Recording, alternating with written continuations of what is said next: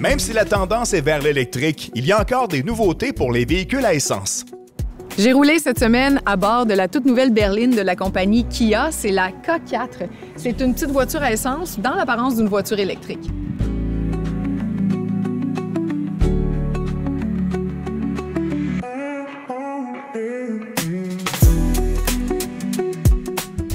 À la maison, j'ai deux Kia. J'ai une Kia Forte et une Kia EV9. Alors, j'ai vraiment pas été déstabilisée par la K4, qui, en fait, est la nouvelle berline qui remplace la Forte, mais dans le look futuriste inspiré de celui de la EV9.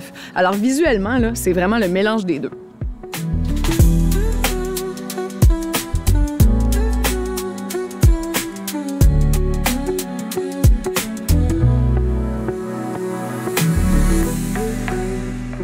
La K4, c'est pas juste la nouvelle version de la Forte, c'est une version grandement améliorée de la Forte, surtout en espace. C'est la berline compacte la plus large sur le marché actuellement et on s'en rend compte dès qu'on est assis à l'intérieur, il y a beaucoup de place. Même en arrière avec les sièges d'enfants, tout le monde est super bien assis.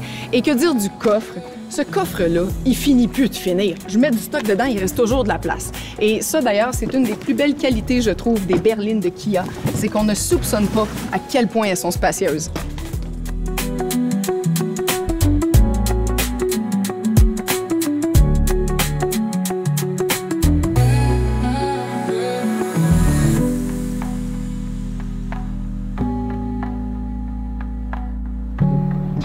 Une autre qualité de cette voiture-là, c'est sa consommation d'essence. Je me suis uniquement promenée en ville et je n'ai jamais dépassé 7,2 litres au 100 km. C'est exceptionnel.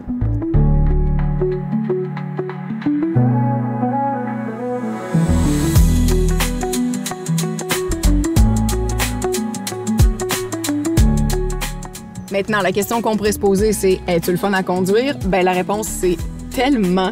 Elle est vraiment réactive, elle est nerveuse. Là. Je touche à peine à la pédale, puis ça décolle. Je touche à peine au volant, ça tourne.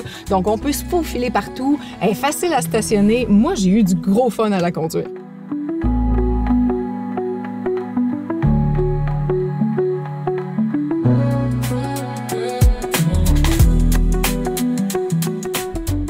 Des points négatifs, il y en a, mais pas beaucoup, et sont mineurs quand même. Le premier, c'est que c'est pas le véhicule qui maximise le plus le rangement à l'avant.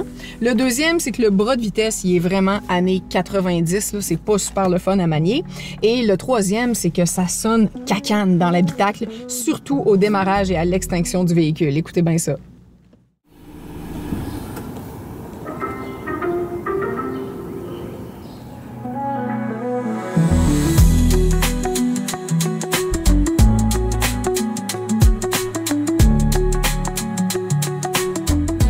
En conclusion, il faut que je vous dise que cette voiture-là, elle est vendue à partir de 26 000 $.